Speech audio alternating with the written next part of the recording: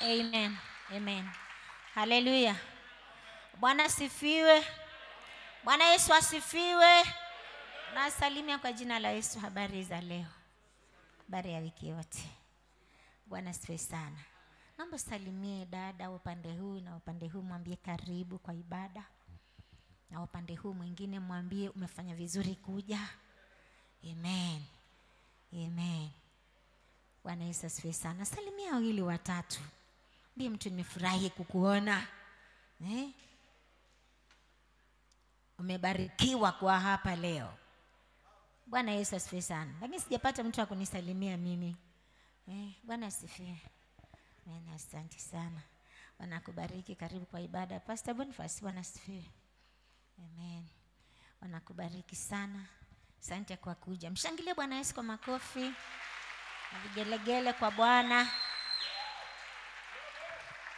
Amen. Bwana asifiwe. Ninampenda Yesu kwa kunipenda na kuniokoa, na ninamfurahia sana kwa kunipatia hii nafasi ya kuwa katika uwepo wake, ama kuwa katika nyumba yake asubuhi ya leo, mahali ambapo panaitwa kwa jina lake. Na nashukuru sana kwa kuitwa mwana wa Mungu asubuhi ya leo. Bwana Yesu asifiwe sana. Na nasikia vizuri kukuona. Amen. Ambie jirani, yule mama anafurahi kukuona. Anasema umefanya vizuri kuwepo hapa. Amen.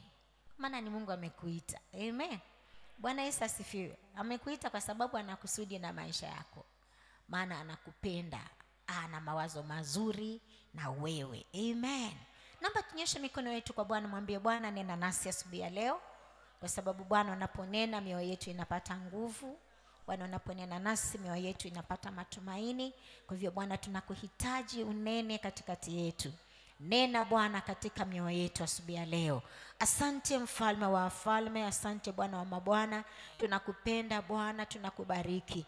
Ninakutukuza Mungu wangu kwa neema hii ambayo umetupa ya kwamba tuwe katika uwepo wako asubuhi ya leo. Kwa sababu ni wewe Bwana umetuvuta, umetuokoa ewe Bwana. Umetutoa katika mikono ya adui, umetutoa katika nchi ya utumwa Bwana. Ukatuleta kuwa hai na tukaweze kuwa wana wa Mungu, tukaweze kuwa katika uwepo wako. Ndipo sasa Bwana unapopenda kuzungumza nasi, unapopenda kuzungumza nasi Bwana kama watoto wako, Bwana tuwe na utayari. Asante kwa kila mmoja wetu. Asante Bwana kwa ajili ya ibada hii. Asante kwa ajili ya yule ambaye amekuja akiwa na matarajio kutoka kwako Bwana. Tunaamini ya kwamba mfalme utanena na mioyo yetu, utanena na kila nafsi iliyo mahali hapa, kwa sababu una kusudi zuri na maisha yetu, katika jina la Yesu Kristo. Bwana asubuhi ya leo tunajiweka tayari mfalme, ili mioyo yetu ikaweze kuwa mahali palipo sawa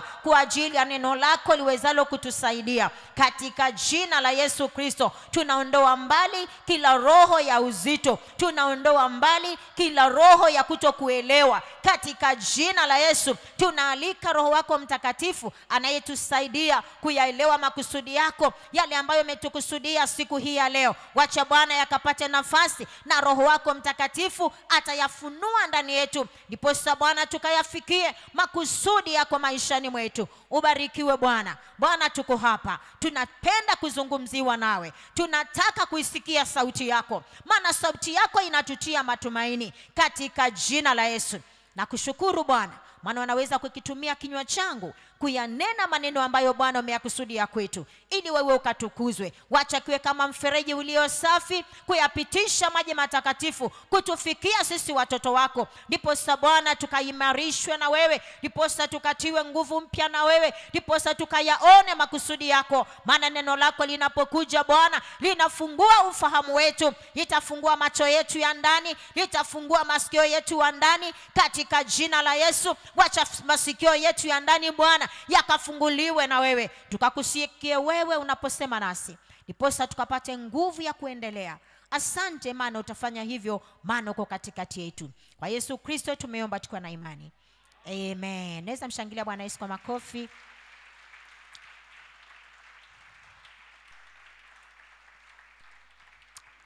Amen.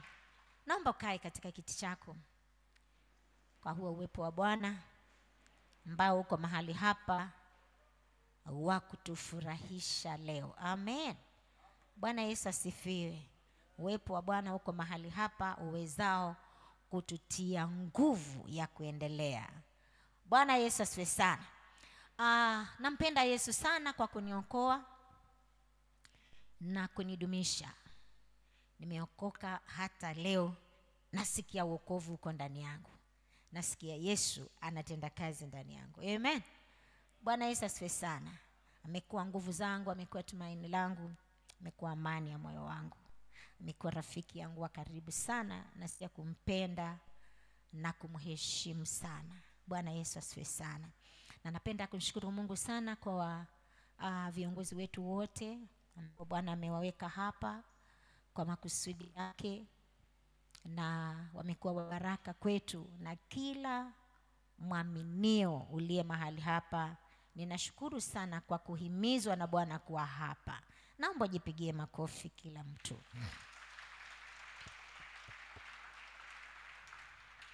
Amen. Hili ni kusanyiko la Bwana, na anapotukusanya huwa ana makusudi na maisha yetu, ama ana neno la kusema nasi, kwa maana yeye ni baba yetu. Yeye ni mchungaji mwema, na sisi ni kondoo wa malisho yake.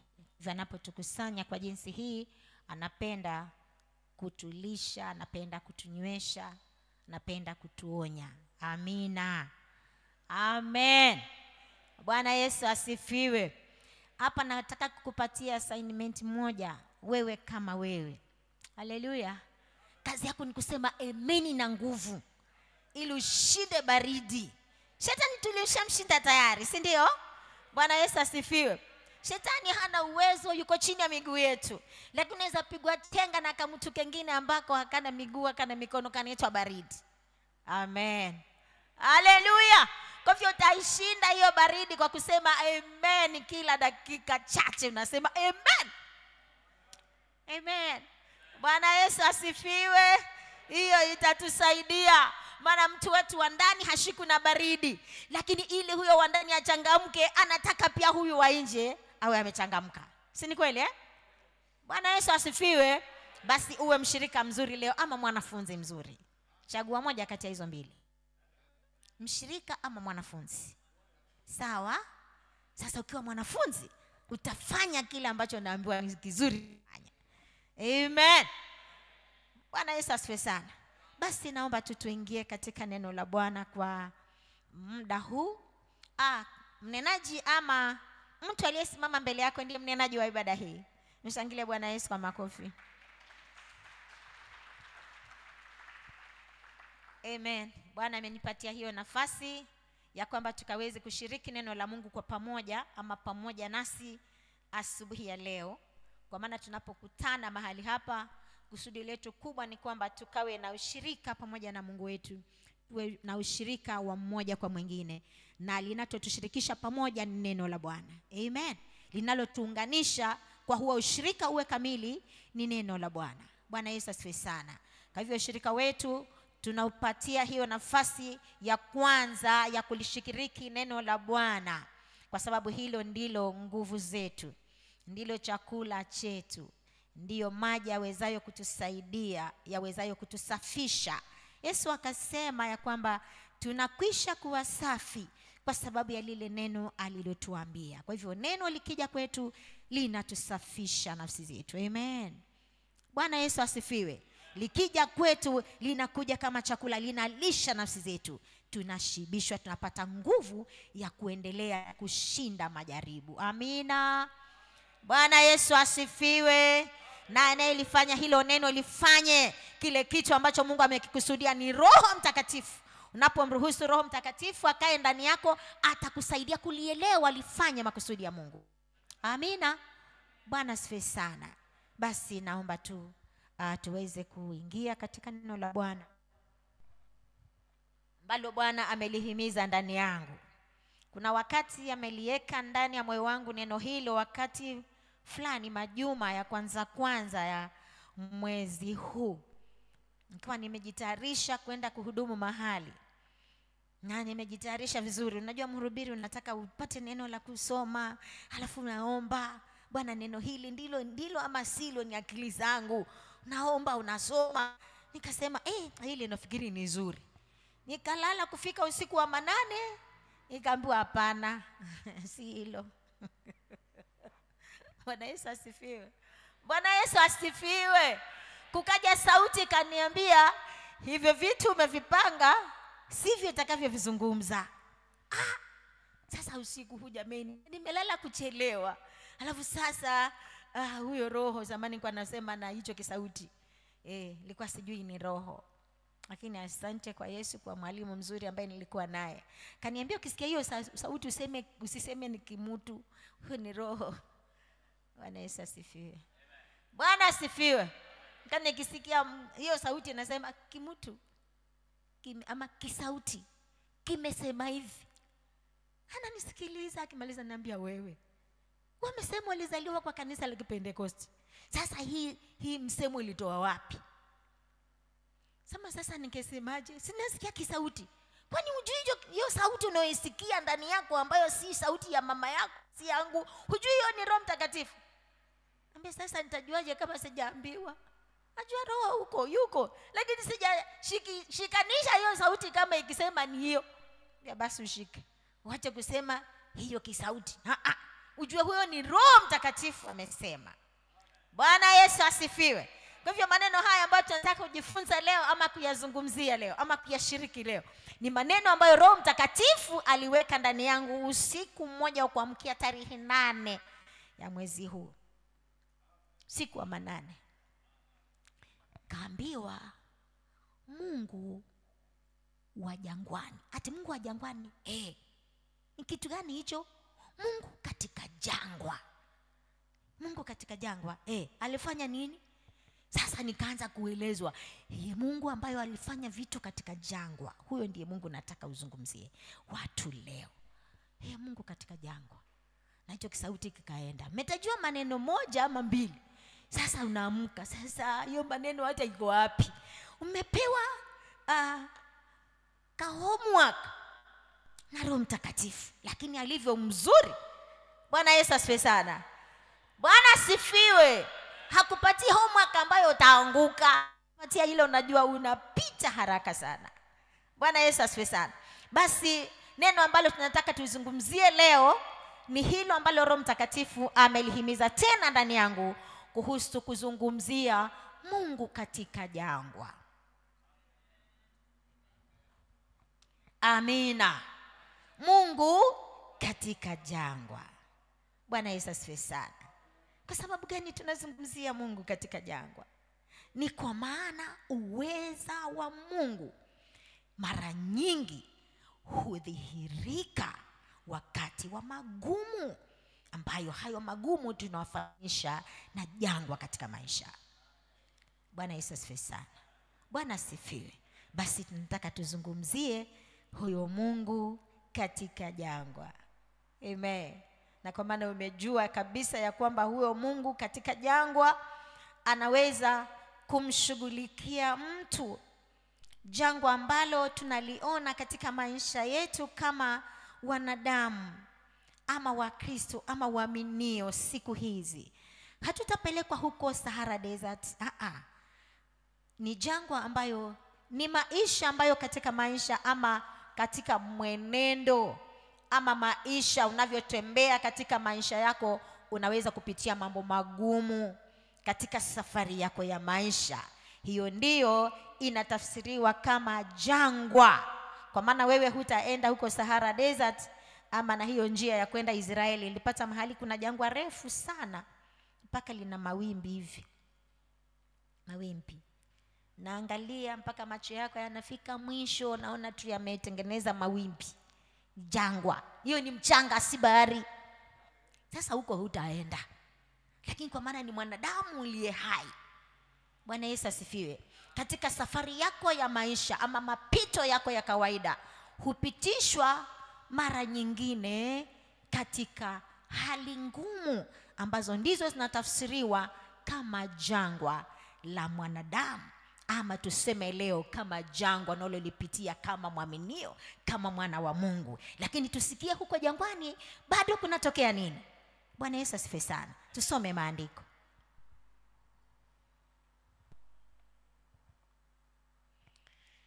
Amen. Tusome katika maandiko yetu, kitabu chetu ambacho kitatuongoza katika somo letu la leo, kitabu cha Wafalme wa Kwanza. Wafalme wa Kwanza tunasoma kuanzia tunasoma mlango wa 19. Hiyo ni hadithi ambayo tunaifahamu sana ama tumeijua sana. Hadithi hiyo ama mambo hayo yaliandikwa katika Biblia, na somo hili, hayo maneno tumeyasoma muda mrefu, lakini kwa maana neno la Mungu kila siku Mungu anapoliachilia kwetu ananileta kwa makusudi, kwa wakati unaofaa kwa ajili ya maisha yetu. Bwana Yesu asifiwe. Tusome kitabu cha Wafalme wa Kwanza mlango wa 19, na tunaomba Pastor Kiambe atakuwa msomaji wetu kwa ibada yetu hii. Mlango wa 19 Wafalme wa Kwanza, tunasoma kuanzia mstari wa 1 hadi mstari wa 4, alafu tutasonga mbele baadaye. Wafalme wa Kwanza kuanzia mstari wa 1 hadi mstari wa 4, alafu tutasonga mbele tena baadaye Bwana atakapotusaidia kuendelea katika ibada yetu. Pastor, naomba atatusaidia kusoma kwa sauti kubwa. Basi Ahabu akamwambia Yezebeli habari ya mambo yote aliyoyafanya Eliya na jinsi alivyowaua manabii wote kwa upanga. Ndipo Yezebeli akampelekea Eliya mjumbe kusema, miungu wanifanyie hivyo na kuzindi nisipokufanya roho yako kesho panapo wakati huu kama roho ya mojawapo wa hao. Naye alipoona hayo aliondoka akaenda aihifadhi roho yake. Akafika Beersheba mji wa Yuda, akamwacha mtumishi wake huko. Lakini yeye mwenyewe akaendelea katika jangwa mwendo wa siku moja, akaenda akaketi chini ya mretemu, akajiombea roho yake afe. Akasema, yatosha sasa, Bwana, uniondoe roho yangu, kwa kuwa mimi si mwema kuliko baba zangu. Amen. Bwana Yesu asifiwe. Bwana asifiwe. Tunaposoma maandiko haya inatupatia picha mpaka awe anatafutwa sasa na Yezebeli, ni kwa sababu aliwaua wale manabii. Amen. Aliwaua manabii wa Baali ambao walikuwa wanaheshimiwa sana na huyo queen ambaye alikuwa ni Jezebel. Sasa wakati huu huyo ni mtu wa Mungu lakini ni mwanadamu. Bwana Yesu asifiwe. Amesikia yale maneno ambayo Yezebeli ameyazungumza kumuhusu, kwa sababu amewaua manabii wa Baali ambao alikuwa Yezebeli anawaheshimu sana, anawaenzi sana kuliko manabii wa Bwana. Bwana Yesu asifiwe. Na hapa ametoa kana kwamba amejiapisha Jezebel ya kwamba iwapo huyu Eliya anayejiita mtu wa Mungu ametaabisha watu, wamekaa katika jangwa, katika ukame, katika njaa kwa muda mrefu, alafu tena ameua manabii wa miungu. Haleluya. Anatoa onyo ama anatoa maagizo, anatuma mjumbe amwambie Eliya kesho, yani akajiapisha kwa miungu yake. Bwana Yesu asifiwe sana. Kama miungu yake haitamfanyia hivyo na kuzidi, yani anataka amtafute Eliya amuue kama vile alivyoua wale mabaali kwa makali ya upanga. Sasa hapo mfalme ama mtu wa Mungu analetewa ujumbe na Jezebel ya kwamba miungu yangu inifanyie hivyo na kuzidi, nisipofanya wewe ni lazima pia wewe kichwa chako kesho kiingie mahali Wale manabii kichwa chao kilitupwa. Bwana Yesu asifiwe. Roho ya kufadhaika, roho ya uoga, roho ya hofu ikamzukia mtu wa Mungu. Bwana Yesu asifiwe. Woga na hofu ikamzukia mtumishi wa Mungu, hata akasahau yale mamlaka ambayo alikuwa nayo, yaliyomwezesha kushika manabii wengi sana, 400 na kitu. Akayachinja, akatupa vichwa vyao katika mto. Akasahau hiyo, akafadhaika. Kwa sababu gani? Neno la kumtishia. Bwana Yesu asifiwe. Neno la kuogofya, ubinadamu ukamjia, akaanza kufadhaika. Haleluya. Hiyo ni maisha ya mwanadamu. Mara nyingi unasikia maneno yanakufadhaisha, yanakutia uoga, yanakuogopesha. Bwana Yesu asifiwe. Na tunaona huyu mtu wa Mungu amesikia hayo maneno, akashika njia aondoke. Maana maandiko inasema akaona atoroke, aisalimishe nafsi yake ama moyo wake ama roho yake, akajifiche. Maandiko inatuonyesha kwamba akaenda na huyo mtumishi wake ambaye siku zote ametembea naye. Bwana Yesu asifiwe. Lakini akaenda naye kwa mwendo wa siku moja, akasema akae mahali na aende peke yake. Bwana Yesu asifiwe. Roho ya kufadhaika, roho ya hofu, mtu anapopitia mambo magumu huona hatoshei kukaa karibu na watu. Bwana Yesu asifiwe. Unaondokea watu, anaachana na watu. Hiyo ndiyo roho ya kufadhaika ama roho ya hofu ambayo humpitia mwanadamu. Akaona ya kwamba sasa hata nikitembea na huyu, natembea naye mpaka wapi? Akamwacha mtumishi wake, akaenda peke yake, tena mwendo wa siku moja katika jangwa, akiwa mwenyewe. Bwana Yesu asifiwe. Kwa sababu gani? Moyo wake umefadhaika, moyo wake umeogopa. Ameogopa sauti ya mtu ambaye ana uwezo. Amen. Anajua kabisa huyo ana mamlaka. Nikiendelea kutulia hapa, pengine atafanya vile alivyojiapia kwa miungu. Hata amesahau ya kwamba Mungu wake ana uwezo kuliko Mungu ambaye anaabudiwa na Jezebeli. Amesahau. Bwana Yesu asifiwe. Hiyo roho ya kufadhaika inapokaa ndani ya moyo wa mwaminio, mara nyingi husahau ya kwamba kuna uweza wa Mungu kuweza kumsaidia. Na wakati ambapo ameona ya kwamba hata hakuna uwezo unaomsaidia, pia anaogopa kukaa karibu na watu. Anaona hata watu hawatamsaidia, anastahili kuwa peke yake. Bwana Yesu asifiwe. Roho ya kufadhaika. Haleluya. Lakini ashukuriwe Mungu, kwa sababu wakati ambapo mtu anajisikia peke yake, anajisikia hatoshei kutembea na watu, Mungu anapatikana karibu na mtu. Bwana Yesu asifiwe. Bwana asifiwe. Maandiko inasema akaenda sasa kwa hiyo safari ya peke yake mpaka katika jangwa aliyotembea kwa siku nzima. Akafika, akaona kakijiti mahali, akajinyosha hapo. Bwana Yesu asifiwe. Akajinyosha hapo akisema, ninalala hapa, mimi si bora kuliko baba zangu ama manabii waliouawa siku zile. Mimi pia Mungu niko hapa uniue.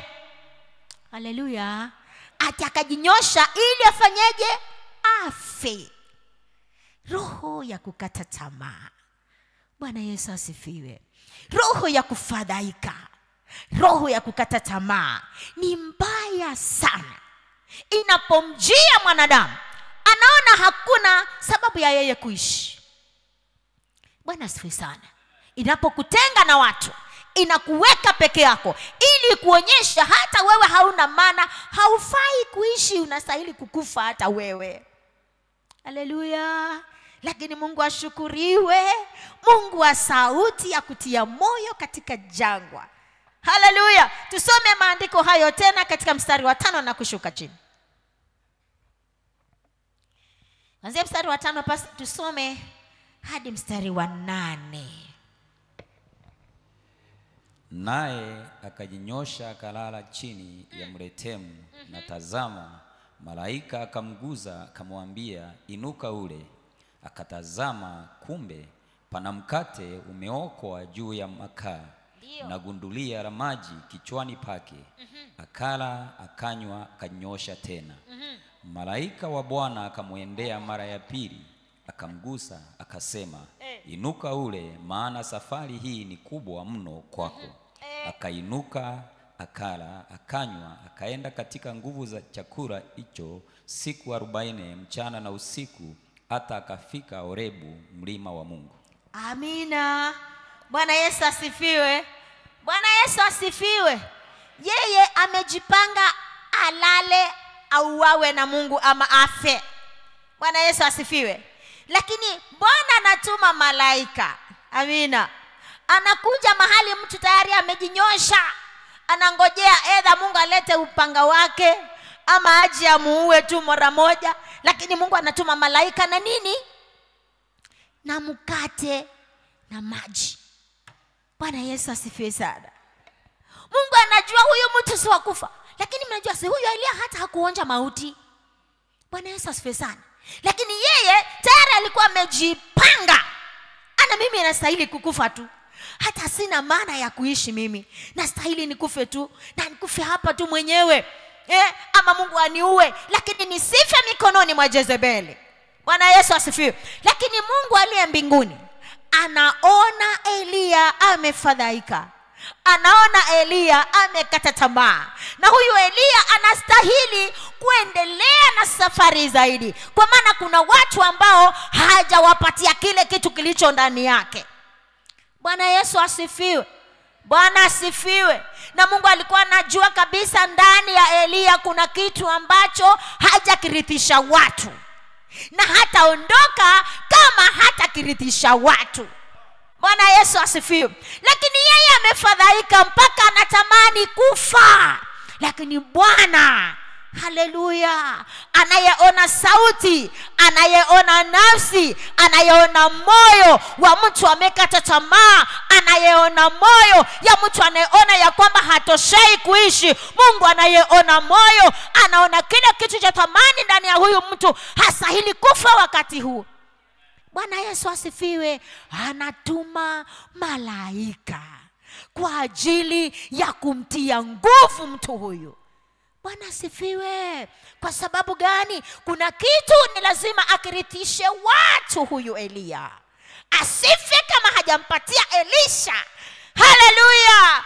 Asife kama hajatia mafuta akina Jehu watakaowaa hao wengine kama yeye hayupo.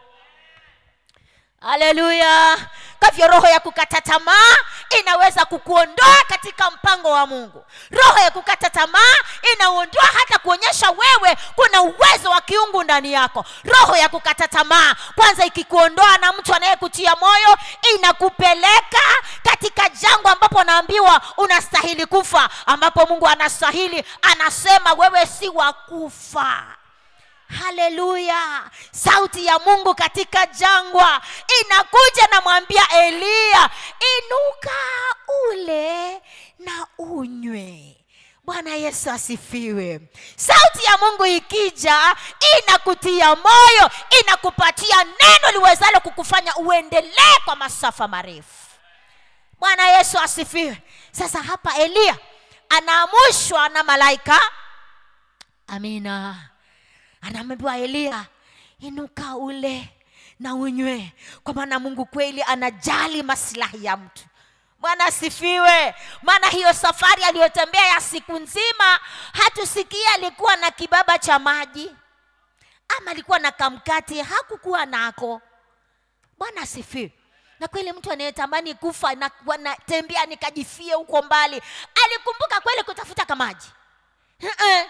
Alitembea tu mpaka mahali Yezebeli alipochoka, siku ilipoisha, akajiangusha katika huo mti. Anamwambia Bwana, yatosha mimi kuishi. Sasa Bwana, niulie kwa maana mimi si bora kuliko wale baba zangu waliouawa na yule Yezebeli, au waliouawa na ufalme huo. Mimi Bwana, niuwe hapa mimi wewe. Mungu anamwambia, inuka ule na unywe. Bwana Yesu asifiwe. Akala, akanywa. Elia akajirudisha tena kulala mara nyingine. Bwana Yesu asifiwe. Anasema, hii kitu nimekula, lakini bado nataka nife. Haleluya. Mungu anakuja tena mara ya pili. Haleluya. Bwana Yesu asifiwe. Mungu ni mwema, ambaye hachoki, haachani na wewe. Iwe mara ya pili ya mara ya ngapi, atakujia, kwa sababu anajua haujamaliza kazi, haustahili kufa kwa hiyo shida. Haleluya. Anamwamsha tena mara ya pili, na hapa anamwambia hivi, Elia, wewe si wa kufa saa hii. Inuka ule na unywe, kwa maana safari ulionayo ni kubwa sana. Bwana Yesu asifiwe sana. Nami nakwambia mpendwa, asubuhi ya leo, ya kwamba Mungu anakuwazia mambo makubwa sana. Amina. Haustahili kufa moyo na kukata tamaa kwa hiyo shida ambayo unaiona kama jangwa, kwa maana Mungu amekuwekea mambo makubwa zaidi mbele yako. Haleluya. Bwana asifiwe. Elia anaambiwa na malaika hapa, inuka ule. Kwa sababu gani? Safari ulionayo ni kubwa. Haleluya. Na maandiko yametuonyesha ya kwamba alipokula na kunywa, sasa hakulala tena. Bwana Yesu asifiwe sana. Akapata nguvu ya kuendelea. Haleluya. Maandiko inasema akatembea siku 40 kwa hiyo jangwa. Bwana Yesu asifiwe. Kumbe hii jangwa ni ndefu. Ilitamani, ilitafuta chakula cha kutoka mbinguni. Haleluya. Jangwa hiyo ilikuwa ni safari iliyo ndefu. Ilitamani, ilitaka chakula cha kutoka juu. Ndio huyu mtu aendelee mpaka afike mahali penye mlima wa Mungu. Bwana Yesu asifiwe. Bwana asifiwe.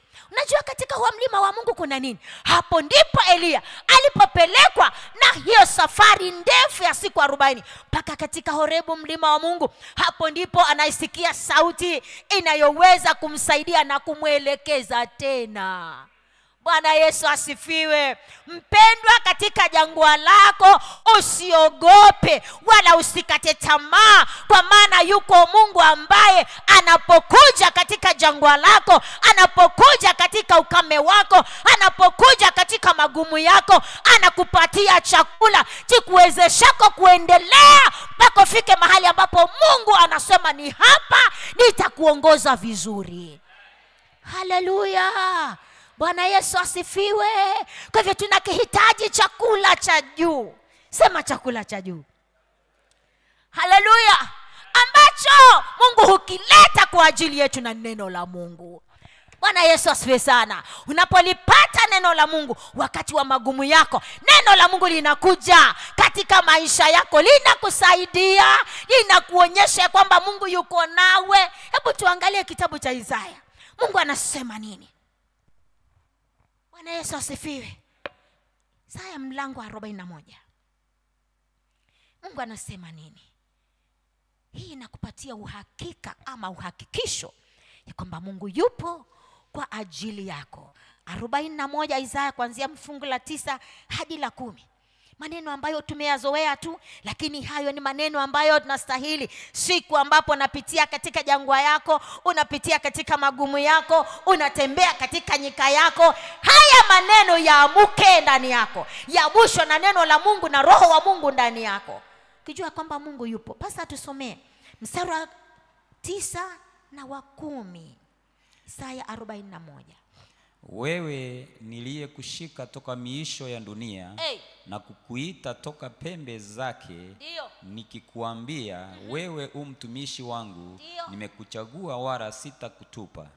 Usiogope kwa maana mimi ni pamoja nawe. Amina. Usifadhaike kwa maana mimi ni Mungu wako. Ndio. Nitakutia nguvu, naam, nitakusaidia, naam, nitakushika kwa mkono wa kuume wa haki yangu. Amina. Bwana asifiwe. Bwana Yesu asifiwe. Hii inatakikana wakati mpendwa tunapitia katika hali ya maisha magumu. Maana katika ulimwengu huu ni lazima upitie katika jangwa yako. Bwana Yesu asifiwe. Ndio na mhubiri mmoja mahali anasema siku hizi ni siku za neema. Ndio mambo ya kutangaza jangwa, hilo jangwa, yule ambaye hajui tunatembea katika neema ndio ataona jangwa. Nikamwangalia, nikamshangaa, lakini nikasikia kuhimizwa ndani yangu ya kwamba hajui kile asemacho. Na ni mtu wa Mungu. Bwana Yesu asifiwe. Kwa nini hajui kile asemacho? Maana ikiwa Mungu mwenyewe, Mungu Mwenyezi aliyewapenda wanadamu na alipenda taifa la Israeli kama watoto wake, ndio aliwaita kama mboni ya jicho lake, anayewagusa hao anagusa Mungu. Mungu mwenyewe akapitisha kwa jangwa lenyewe, si hili ambalo tunaliongea kama spiritual. Bwana Yesu asifiwe. Lakini yeye anasema kwa maana tunatembea siku za neema, tusiongee kuhusu jangwa. Jangwa lilitembea na hao wa Israeli. Mungu alikuwa anataka wafundishe, lakini sisi tunafundishwa na Roho. Nikamwangalia, nikasema hajui asemacho. Bwana Yesu asifiwe. Sijui kama utamunga mkono wewe, lakini sikumuunga mkono. Bwana Yesu asifiwe. Kwa sababu gani? Ni lazima Bwana atupitishe hata sisi katika jangwa zetu. Amen. Ndipo Mungu atufundishe kumtumaini zaidi, ama tumuone Mungu akitenda ule uwezo wa kiungu ambao uliwatendea Waisraeli atende kwetu. Kama hukupitishwa kwa jangwa lako, hutamtafuta Mungu. Bwana Yesu asifiwe. Kwa hivyo mwambie jirani, lazima upitishwe kwa jangwa kako. Amina. Bwana Yesu asifiwe. Utapitishwa tu kwa jangwa kako. Hako kanaundwa kwa sababu ya wewe. Bwana Yesu asifiwe. Ili upate nafasi ya kutamani uweza wa Mungu uonekane katika maisha yako. Haleluya. Ili muone Bwana, ni lazima hayo yapitie kwako. Hata kama ni kipindi kirefu, si cha siku 40 kama za Elia, si miaka hiyo 400 kama ya Waisraeli, lakini Bwana atahakikisha na kupitisha kwa jangwa kako. Ndiposa umtafute Bwana apeanaye nyama katika jangwa. Haleluya. Apeanaye maji mahali kwenye miamba. Bwana Yesu asifiwe. Ndiposa uwe na ushuhuda wa Mungu wa kweli katika maisha yako. Bwana asifiwe. Bwana Yesu asifiwe. Ndipo naposikia anasema usiogope maana niko nawe. Ujue kabisa hiyo ni kweli. Siku ile kama ningeendelea kuogopa ningejitia kitanzi. Lakini nilipokumbuka hilo neno la Bwana, nisiogope ako nami, nikaona Bwana amenitoa tu. Bwana Yesu asifiwe. Bwana asifiwe.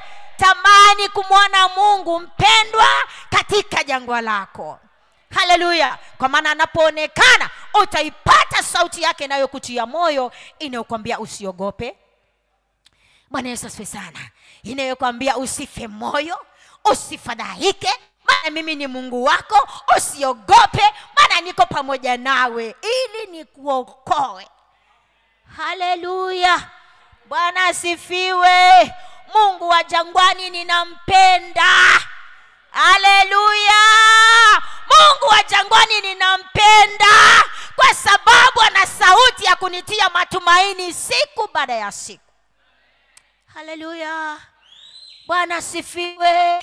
Ana sauti ya kunitia matumaini, ya kuniambia endelea, hautakufa kwa hiki.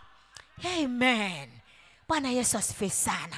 Na kama mimi ananitia moyo, hata wewe ukimtaka huyo Mungu wa jangwani, haleluya, sauti yake itakusaidia.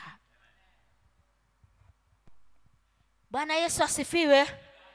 Bwana asifiwe.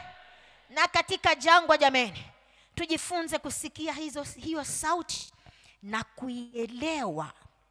Maana katika hilo jangwa, isipokuwa sauti ya Mungu uisikie na uielewe. Unaweza kusikia tu sauti ya adui wako. Kwa hivyo ujifundishe kuielewa sauti ya Mungu katika mapito yako. Amen. Bwana Yesu asifiwe sana. Na unapoisikia na kuielewa sauti ya Mungu, utaipata inakuonyesha kwamba hapa unapita, hapa unatoboa. Bwana Yesu asifiwe. Lakini utakaposikia sauti ya adui itakuonyesha vitu tofauti. Kwa hivyo jifunze kuielewa sauti ya Mungu na sauti ya adui katika maisha yako, katika safari yako ya jangwa. Amen. Hiyo iweke vizuri katika moyo wako. Bwana Yesu asifiwe sana. Bwana asifiwe. Basi tunaona huyo Mungu jameni, aliyemlisha, aliyemsaidia Eliya katika jangwa. Maana alijua kabisa katika hilo jangwa, mara nyingi katika jangwa tunazozipitia ama njia ngumu ya maisha yanayotuvunja moyo na kutukatisha tamaa, mara nyingi kuna hiyo roho ya kumvunja mtu moyo. Roho ya kuvunja moyo inapatikana katika safari ya jangwa. Roho ya kumkatisha mtu tamaa inapatikana katika jangwa. Roho ya kumwonyesha mtu ya kwamba wewe hufai na watu hata hawana haja na wewe. Bwana Yesu asifiwe. Inapatikana katika hilo jangwa. Mtu anapopitia katika hilo jangwa, sauti hizo ama roho hiyo humfuatilia mtu ikamwambia ya kwamba wewe haufai. Wewe haufai na hakuna mtu yeyote anayekupenda. Yaani wewe hupendwi. Ndipo roho hiyo huingizwa na shetani, ama shetani huchukua hiyo nafasi ya kumwonyesha mtu huyu hauna haja ya kuishi. Bwana Yesu asifiwe sana. Shetani huchukua hiyo nafasi ikuonyesha ama akuonyesha kwamba hauna haja ya kuishi. Utaishije wewe ukiwa hiki kimeharibika, hiki kimeharibika? Hata marafiki wanaokufuata unaona wanakufuata, lakini kana kwamba wanakuchekelea. Sasa anakutoa karibu na watu, akuache ukiwa mwenyewe ili umalizikie kabla kukutana na Mungu. Lakini Bwana ashukuriwe. Bwana Yesu asifiwe sana. Wakati kama huo, tambua ya kwamba yupo Mungu. Amen. Hapo ndipo unapotambua ya kwamba hata kama marafiki wameniacha ama wamenitenga, maana nimekuwa kwa hali hii, sitoshei tena kwa klasi yao, wameniacha, lakini kunaye Mungu ambaye yeye hawezi kuniacha. Unapokumbuka hiyo ya kwamba yupo Mungu ambaye hawezi kukuacha, Mungu anakuja na anakusaidia.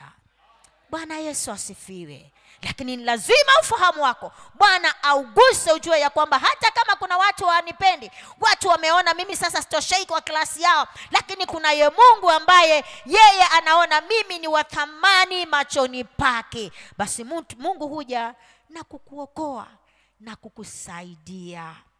Bwana Yesu asifiwe sana.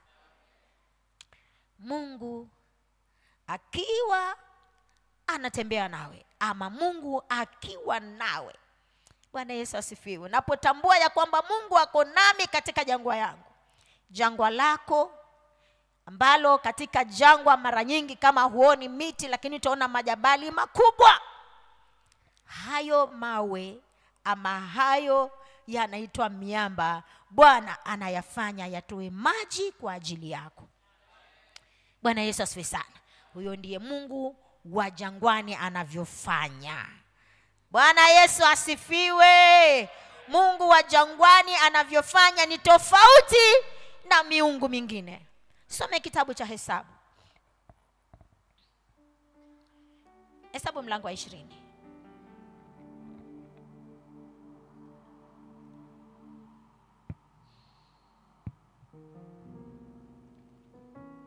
Hesabu mlango wa 20. Nasoma kuanzia mstari wa kwanza hadi mstari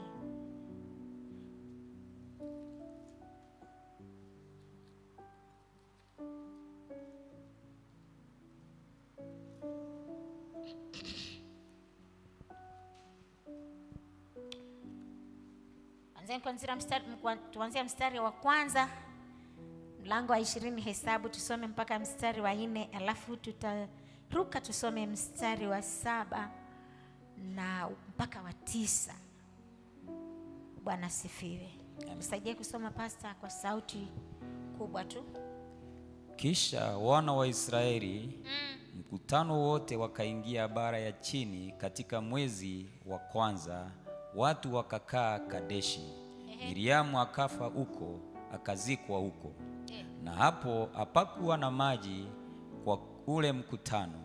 Wakajikusanya juu ya Musa na juu ya Haruni. Watu wakashindana na Musa, wakanena wakisema, ingalikuwa heri kama tungalikufa wakati ule ndugu zetu walipokufa mbele za Bwana. Mbona mmewaleta kusanyiko la Bwana hata jangwa hili ili tufe huku, sisi na wanyama wetu? Mstari wa 7. Bwana akasema na Musa akinena, toa ile fimbo ukawakusanye mkutano, wewe na Haruni ndugu yako, ukauambie mwamba mbele ya macho yao utoe maji yake, nawe utawatokezea maji katika mwamba, na hivyo utawanywesha maji mkutano wanyama na wanyama wao. Mstari wa 9. Musa akaitoa hiyo fimbo kutoka mbele za Bwana kama alivyomwamuru. Amen. Bwana asifiwe. Bwana Yesu asifiwe. Tunaona tena hapa kuna kisa kingine cha wana wa Israeli ambao ni Mungu aliwatoa katika ile nchi, walikuwa na mateso mengi, na Mungu anawapitisha akisema anawapeleka kwa hiyo nchi ya ahadi, lakini anawapeleka na njia ya jangwa ambalo lina matatizo mengi. Bwana Yesu asifiwe. Maandiko hapa inatuonyesha ya kwamba walipofika katika hilo jangwa, kuna mahali ambapo kulikuwa ni kukavu na hakuna maji area hiyo kabisa. Na hapo ambapo walikuwa wamekaa wapumzike, na ni jangwani na hakuna maji, mahali ambapo Miriam alikufia hapo. Lakini hao watu wakaanza kulalamika na kunungunika. Kwa nini basi umetutoa huko? Hata kama kulikuwa na mateso, lakini tulikuwa tunapewa maji na vitu vinginevyo. Lakini sasa mbona umetuleta mpaka hapa katikati ya jangwa ili tufe sisi na wanyama wetu? Bwana Yesu asifiwe. Ulitaka tufe, si ungetuacha tufe kule na hao ndugu zetu? Kuna wengine walikuwa wamekufa hapo nyuma. Anasema ingekuwa tumekufa huko na wale ndugu zetu waliokufa pale nyuma, lakini hapa sasa tutakufa tu bure kwa njaa ama kwa kiu, hatupati maji ya kunywa. Bwana Yesu asifiwe. Maandiko inasema Mungu akazungumza na Musa katika hilo jangwa, kamwambia Musa, wewe na ndugu yako muwafuate hawa watu wa huu mkutano, muwakusanyishe na muambie katika huo mkutano ya kwamba kunaona huu mwamba huu ndio utatupatia maji. Bwana Yesu asifiwe. Na maandiko yametuonyesha ya kwamba Musa akafanya hivyo kama Bwana alivyomwambia.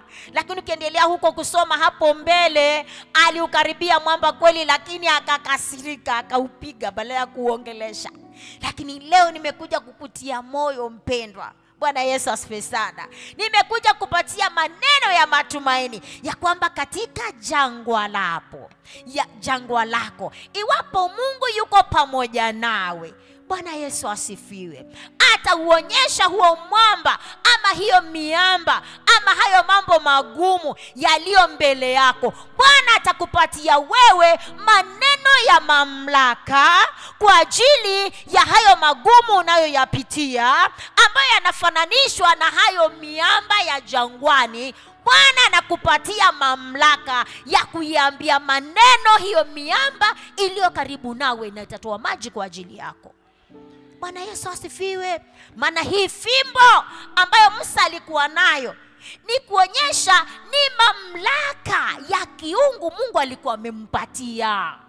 Bwana Yesu asifiwe. Na hata wewe mpendwa, kunayo mamlaka ya kiungu ambayo yako ndani yako kupitia neno la Mungu ambalo Bwana anakupatia siku kwa siku, na likikaa ndani yako linaumba hiyo uwezo, kwa maana Bwana Yesu alituambia ya kwamba ametupatia mamlaka na funguo.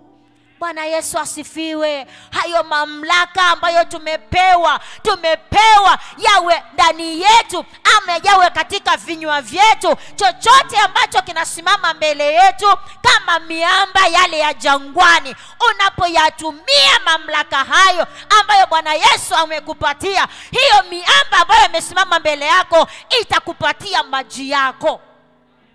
Haleluya.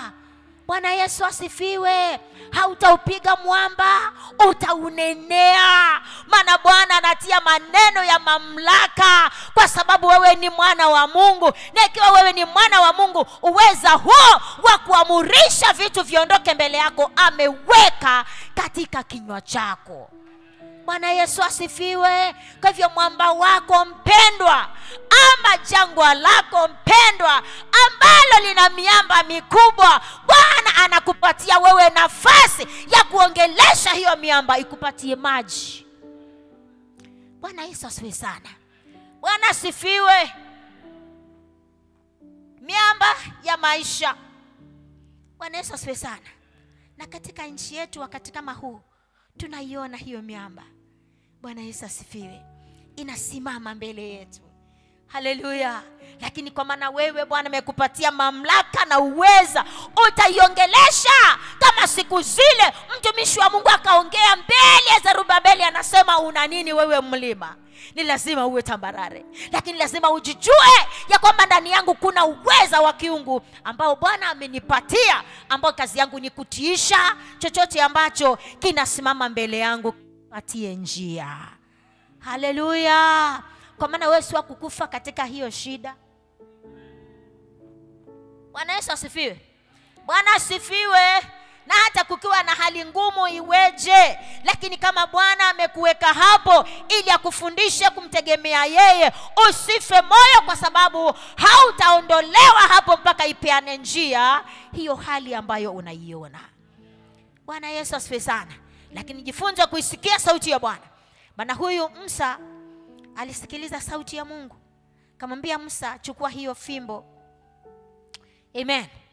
Naenda kwa huo mwamba, wakusanye hao watu katika huo mwamba na uongeleshe huo mwamba, maana ni lazima upeane maji kwa ajili ya hao watoto wangu. Bwana Yesu asifiwe sana. Kwa hivyo wewe kama ni mwana wa Mungu, ujue ya kwamba Mungu amekupatia mamlaka, amen, ya kufanya nini? Ya kuamrisha magumu yaliyo mbele yako kukuondokea. Amen. Na magumu yakiwa magumu zaidi kama haya, hii miamba ambayo ilikuwa siku za wana wa Israeli, hiyo miamba ndiyo itapasuka, unywe maji hapo mpaka ufurahie. Amen. Bwana asifiwe. Hapo mahali ulipo mpendwa, ni Bwana akuongoze, akuonyeshe, uonyeshe uweza wa Mungu katika hiyo nafasi ulio. Hakuna kuondoka hapo. Bwana asifiwe sana. Hakuna kuondoka hapo ulipo. Lazima Bwana afanye nini? Afungue njia. Amen. Ni pagumu, lakini Bwana anasema utakunywa maji. Huo mwamba huo ndio utatoa maji kwa ajili yako. Bwana Yesu asifiwe. Kwa hivyo mwamba ulio mbele yetu ama ulio mbele yako, Bwana ataufanya ububujike maji na unywe mpaka ufurahi kwa jina la Yesu. Bwana asifiwe. Haleluya. Basi wapo Bwana ama Mungu amewapa maji wa Israeli kutoka mwambani, hata mimi, amen, atanipa maji katikati ya miamba iliyo katikati ya jangwa langu. Amen. Hautakuja kunywa kwangu, katika jangwa lako, miamba hiyo iliyo katika jangwa lako, Bwana atakupatia maneno ya kupasua miamba hiyo, unywe maji katika miamba hiyo. Amen. Maana Bwana amekuweka hapo, amekuweka kwa wakati kama huo, ili ukauone uweza wa Mungu katika maisha yako. Bwana Yesu asifiwe. Amen. Bwana Yesu asifiwe. Basi iwapo Mungu amepeana maji, pia anaweza kupeana chakula kizuri kwa watoto wake. Wewe ni mtoto wa Mungu. Bwana asifiwe. Wewe ni mwana wa Mungu. Uliza jirani, wewe ni mwana wa Mungu. Bwana asifiwe. Basi hautakula parare. Unajua parare? Odede, vibanzi. Hautakula hizo. Utakula chakula bora. Kwa sababu gani? Wewe ni mwana wa Mungu. Amen. Katika jangwa lako Mungu anakufundisha, kukuonyesha kwamba yeye ni Mungu awezaye kukulisha vinono wakati watu wanalia njaa, lakini Bwana anakupatia wewe kwa maana wewe ni mwana wa Mungu. Bwana Yesu asifiwe. Soma kitabu cha Kutoka mlango 16. Sema na huyu mama, leo ni agano la kale tu. Huko ndio tunajengwa hiyo imani. Waliopitia magumu mazuri ni hawa. Bwana Yesu asifiwe. Wanatusaidia kujua uweza wa Mungu wetu. Amina. Amen. Kitabu cha Kutoka mlango wa 16 mstari wa 11.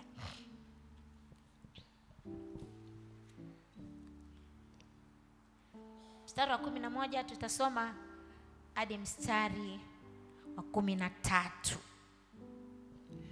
Bwana akasema na Musa akinena, nimeyasikia manunguniko ya wana wa Israeli. Haya sema nao ukinena, wakati wa jioni mtakula nyama, na wakati wa asubuhi mtashiba mkate. Nanyi mtajua ya kuwa mimi ndimi Bwana Mungu wenu.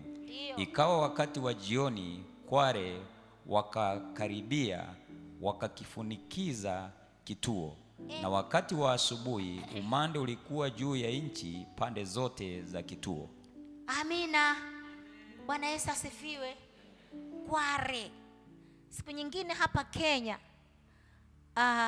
kulitokezea, sijui ilikuwa ni shirika ama ni mtu binafsi, alikuja na hilo wazo ya kwamba hawa kware ni ndege wazuri ambao mtu akila na mayai yake sijui ni dawa ya nini, vitu kama hizo. Mlisikia jameni ama nisikia peke yangu? Bwana Yesu asifiwe. Bwana asifiwe. Kuna mtu alivumbua hiyo, lakini kumbe ilikuwa siku za wana wa Israeli wakiwa katika jangwa lao. Bwana Yesu asifiwe. Kuna wakati walilia wakitamani nyama, kwa maana wanakula chakula kweli, wanapewa na Mungu hiyo mikate, lakini hiyo mikate ikawa nafikiri ilikuwa haina mboga nzuri. Wakalia siku moja, wakanungunika mbele za Mungu na mbele za Musa. Bwana Yesu asifiwe. Kama sisi hapa Kenya sasa hizi kila mtu analalamika. Hata yule astahili kulalamika naye analalamika, isipokuwa tu mimi. Bwana Yesu asifiwe. Maana Mungu alinikanya mimi. Sijui wengine wameambiwaje na Mungu wao, lakini Mungu alinikanya nisinungunike, maana Mungu hapendi manunguniko, lakini anasikiliza. Amina. Bwana asifiwe. Hapendi lakini alisikiliza. Akasikia manunguniko na malalamiko ya wana wa Israeli. Wametamani kula nyama sana. Amina. Bwana asifiwe. Na hapo ni jangwani, hakuna bucha karibu, na hata katika jangwa afadhali nyika kuna vichaka unapata viswara vimejificha, lakini jangwani kupata digidigi ni vibaya sana, ni vigumu kabisa. Hapo utapata nyoka wenye sumu ndo wengi katika jangwa, maana hakuna kakichaka kujificha kama mnyama. Lakini hawa wameng'ang'ana, wanataka nyama. Bwana Yesu asifiwe.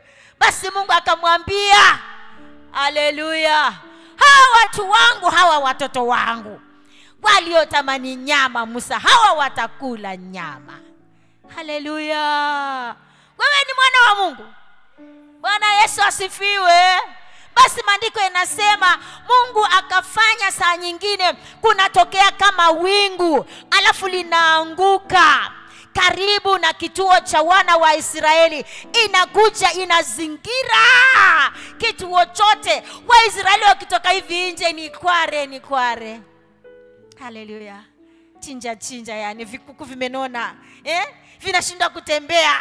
Bwana Yesu asifiwe. Kinakaa kama umande kimeshikwa na umande wa Mungu, ili watoto wa Mungu wachinje tu. Yaani napiga hiyo picha, nasikiliza hiyo harufu ya kunona vile ilikuwa inakaa kwa hiyo kituo. Maana vinyama hivyo havichemushiki, ni vya kuchoma tu. Bwana Yesu asifiwe. Hivyo ndivyo Mungu wetu anafanya jameni. Katika jangwa za wateule, Mungu anatuma vitu vya kulisha hawa watu ili wapate kujua uweza wa Mungu wao. Haleluya. Mungu anawaambia hawa watu, hawa jioni kware zinakuja kama wingu karibu na kituo.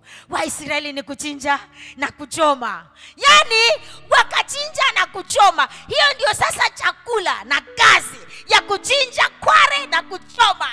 Haleluya. Maana Mungu wetu anasikia, Mungu wetu anajali, Mungu wetu anahusika sana na maisha yetu. Haleluya. Kwa hivyo anatamani, wakati unapotamani kitu kutoka kwa Bwana, Bwana akifanye, amini ya kwamba yeye yupo kwa ajili yako. Haleluya.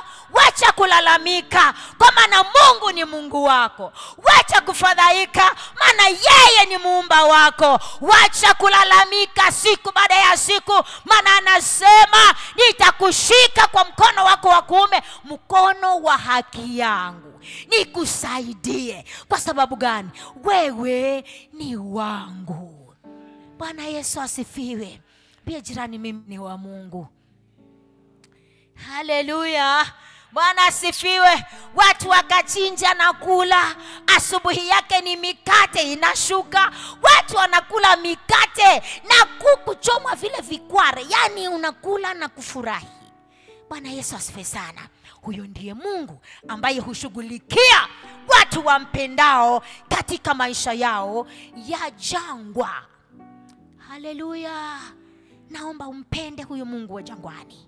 Maana yupo ili akulishe, yupo ili akushughulikie, yupo ili akupatia matumaini kila siku. Ujue ya kwamba yeye ni Mungu anayekupenda zaidi.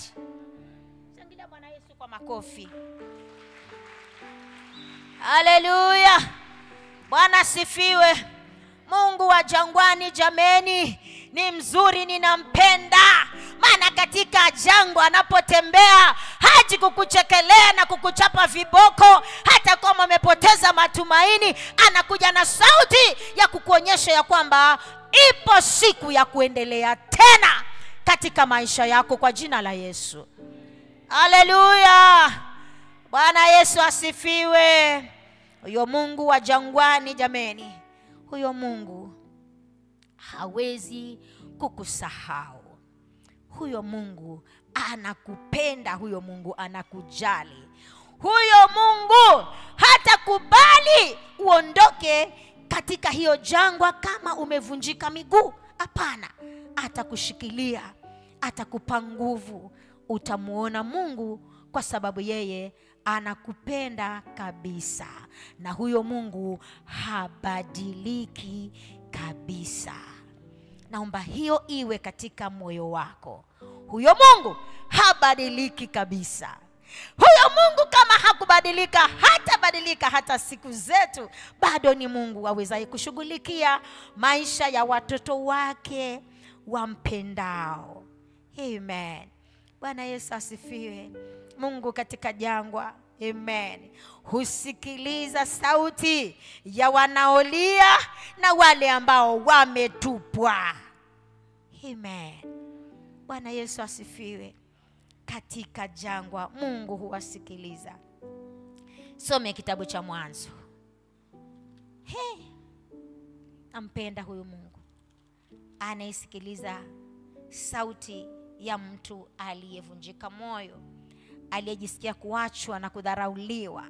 Lakini Mungu yeye humsikiliza na hushughulika na maisha yake. Amen. Kwa sababu gani? Wakati umevunjika moyo na kukata tamaa, hata huwezi kufikiria kama kuna kitu cha thamani ndani yako. Lakini Mungu anaona kitu cha thamani ndani yako. Amen. Bwana Yesu asifiwe sana. Ndipo sana anakuja ashughulikie maisha yako, ndipo hicho kitu cha thamani kiendelee na kufikia hayo malengo ama yale makusudi ambayo Mungu amemwekea huyo mtu. Amen. Mwanzo 21. Mwanzo mlango wa 21 mstari wa 14. Hapa napo panayo maneno ambayo tunayajua sana, tumeyazoea, lakini yanapokuja kila siku Mungu anataka tujifunze kwa masomo kama hayo kila siku, yafanye kazi ndani yako. Umtambue huyo Mungu, usimsahau huyo Mungu, maana huyo Mungu hajabadilika. Tuanze mstari wa 14 hadi wa 19. Tutasoma mfululizo tu mpaka hapo mstari wa 19 ndio tutamalizia pasta, na Bwana atatusaidia, maana tunamalizia hapo. Na hatusemi tunamaliza tukaanza, hapana, tunamalizia hapo na Bwana atatubariki. Saidia kusoma pasta Kiambi. Ibrahimu akaamka asubuhi na mapema, akatoa mkate na kiriba cha maji, akampa Hajiri akimtwika begani pake, na kijana akamruhusu. Naye akatoka akapotea katika jangwa la Beersheba. Yale maji yakaisha katika kiriba. Akamlaza kijana chini ya kijiti kimoja. Akaenda akakaa akimkabiri mbali naye kandiri ya mtupo wa mshale, maana alisema nisimuone kijana akifa. Naye akakaa akimkabiri, akapaza sauti yake akalia. Mungu akasikia sauti ya kijana. Malaika wa Mungu akamuita Hajiri kutoka mbinguni, akamwambia, una nini Hajiri? Usiogope, maana Mungu amesikia sauti ya kijana uko aliko. Ondoka ukamuinue kijana, ukamshike mkono wake, kwa kuwa nitamfanya kuwa taifa kubwa. Mungu akamfumbua macho, naye akaona kisima cha maji. Akaenda akakijaza kiriba maji, akamnywesha kijana. Amen. Bwana Yesu asifiwe. Tungesema haya, Bwana abariki neno lake, nanyi mkasema amen. Haya, Bwana awe nanyi, nanyi mseme amen. Lakini wengine saa ile hili neno linasomwa, Bwana Yesu asifiwe, hata kwa screen zetu si inaleta hiyo maandiko, lakini yeye alikuwa na chat. Si tuna watu wana simu zao, wengine wanatumia kusilia, na wengine wana chat ndani ya kanisa. Bwana Yesu asifiwe. Si Bwana tusaidie wapendwa, tuko katika uwepo wa Bwana alafu wewe una chat ndani ya kanisa, katika ibada, na uko katika uwepo wa Bwana, na unasema nimekuja kumsikiliza Mungu anasema na wewe, lakini wewe unafanya nini? Una chat. Ngia jirani umwambie kama ni wewe anasema pole. Amen. Bwana Yesu asifiwe. Hebu turudi katika neno hili. Hii ni wakati ule ambao Ibrahimu anaambiwa na Mungu, mfukuze huyu mjakazi na mwanawe, kwa sababu hatarithi pamoja na huyu wa ahadi. Kijana amekuwa mkubwa. Hata wakati ule ambao aliambiwa na Mungu watahiri wanaume wote walioka kambi yako, alitahiriwa kijana akiwa na miaka 13. Ukisoma hayo maelezo kuhusu wakati wa tohara wa Ibrahimu na watu wake. Kwa hivyo kijana huyu ni kama mtoto wa Ibrahimu wake wa kwanza. Isaac alizaliwa kama huyu Ishmaeli tayari ni mkubwa. Lakini sasa hivi Mungu anasema mfukuze mjakazi ambaye anaitwa Hajiri pamoja na mwanawe, waende kwao alikotoka, kwa sababu huyu hatarithi pamoja na huyu wa ahadi. Bwana asifiwe.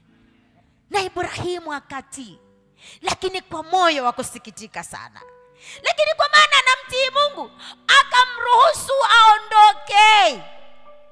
Bwana Yesu asifiwe. Na maandiko yanasema akawapatia mkate na kiriba cha maji, watembee nacho, mpaka wafike kule wanaenda. Haleluya. Na maandiko inasema alipotoka Hajiri pamoja na kijana wake, yale maji yakaisha katika jangwa, mkate ukaisha. Kwanza mkate ndio unaishaga na mbele. Bwana asifiwe sana. Maana hii maji hii anaonja kidogo kidogo ili wasukume siku 2-3. Lakini hii mkate haionje kidogo. Bwana Yesu asifiwe. Kwa hivyo mkate ndio iliisha kwanza na maji nayo yakamalizikia baadaye. Na bado wako katika jangwa, hata wamepotea njia ya kwao. Najua huyo Hajiri alitoka huko kwao zamani sana. Haleluya. Bwana Yesu asifiwe. Lakini sasa hivi wamepewa ruhusa na Mungu ni Kanaani kufukuzwa. Na akaenda, amepotea kwa jangwa hilo, maji yameisha, amejuta, amelalamika, amelaumu huyo Ibrahimu na Mungu wake, amelaumu watu wote. Haleluya. Bwana Yesu asifiwe. Kwa maana alichokifanya hiki ni kizuri kweli? Hiki si kizuri. Hata mimi nilikuwa nakaa tu kama mjakazi. Ni yeye tu mwenyewe aliniingilia, akanipa mtoto, alafu ananifukuza na mtoto. Ninaenda wapi na mtoto? Alafu mtoto amelia naye, kwa maana hayo maneno hajayaelewa. Anatolewa kwa baba yake, anapelekwa, anaambiwa wanaenda kwao asiko kujua. Haleluya. Lakini Mungu amesema waende. Bwana Yesu asifiwe. Maandiko yanasema maji ikafanya nini? Ikaisha. Wakaendelea kutembea, nguvu za mwilini nazo zikaisha. Haleluya. Bwana Yesu asifiwe. Maana katika jangwa vitu vyote vilivyo ndani ya maisha ya mtu vinatumika vinaisha.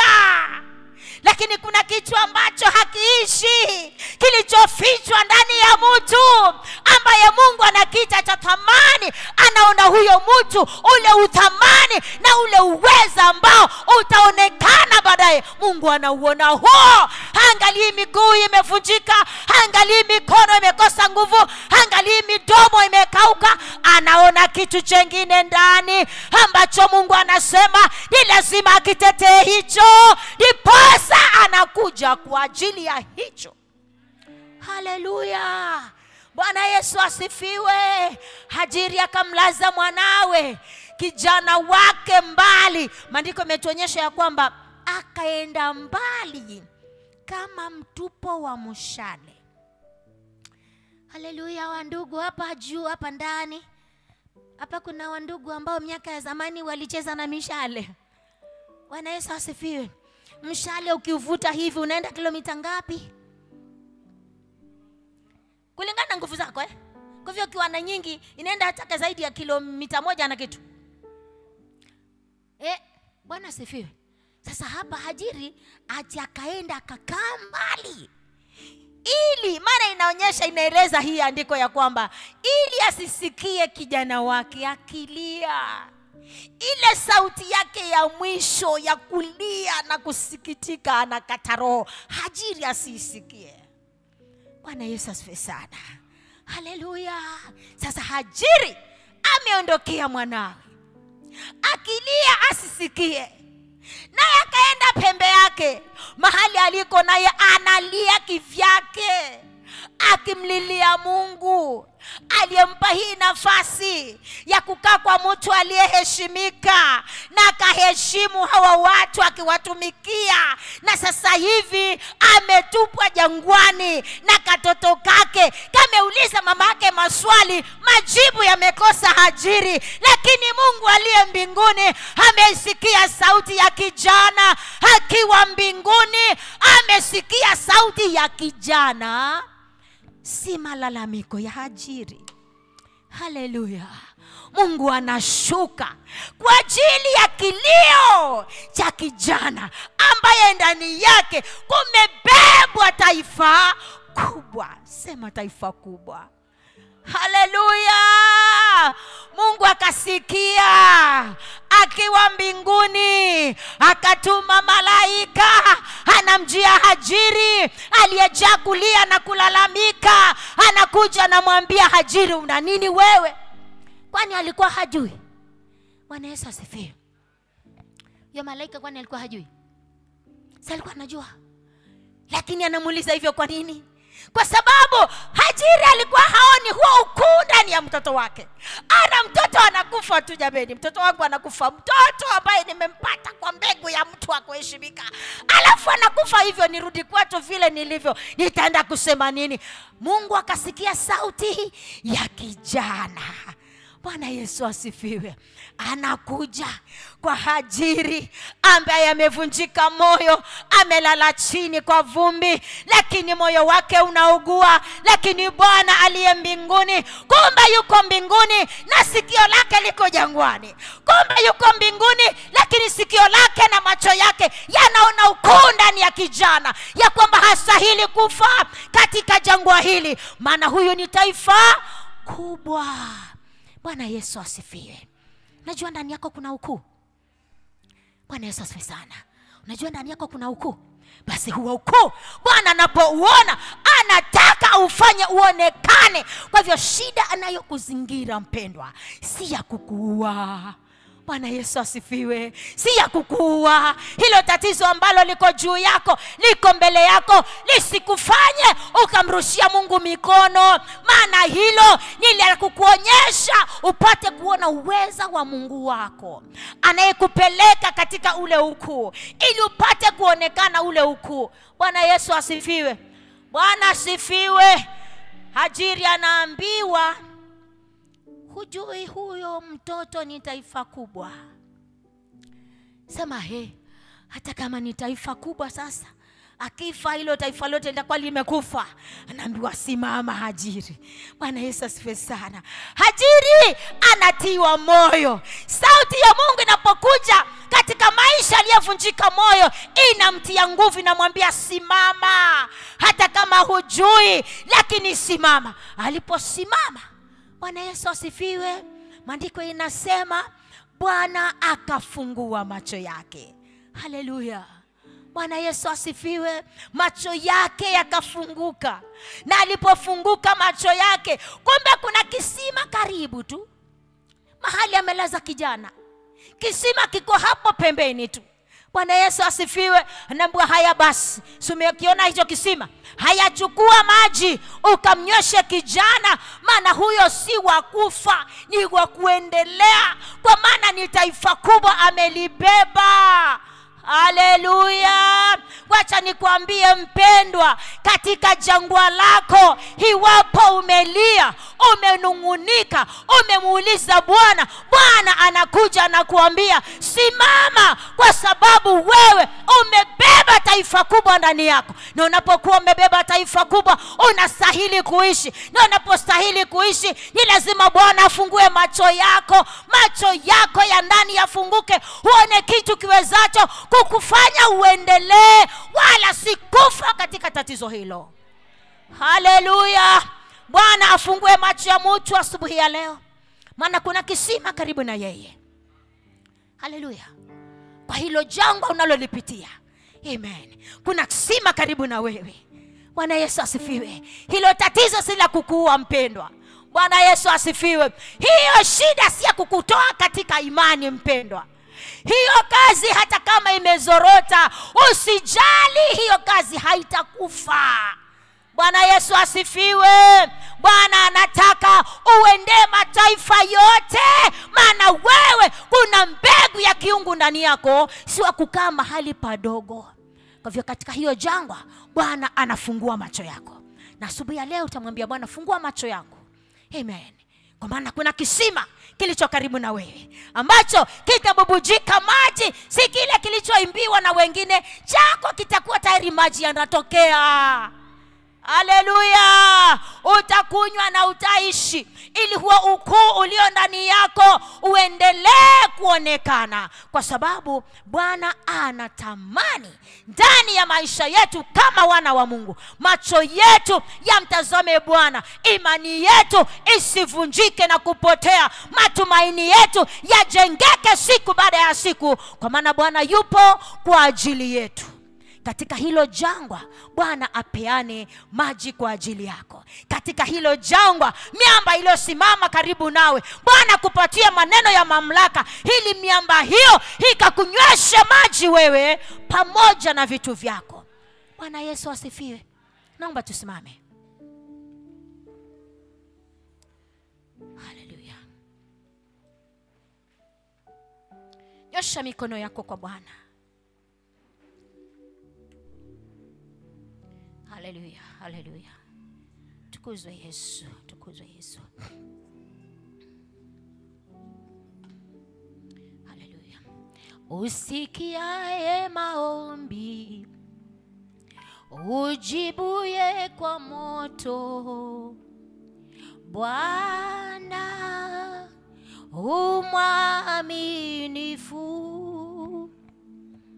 Usikiaye maombi, ujibuye kwa moto, Bwana umwaminifu. Usikiaye maombi, ujibuye kwa moto, Bwana umwaminifu.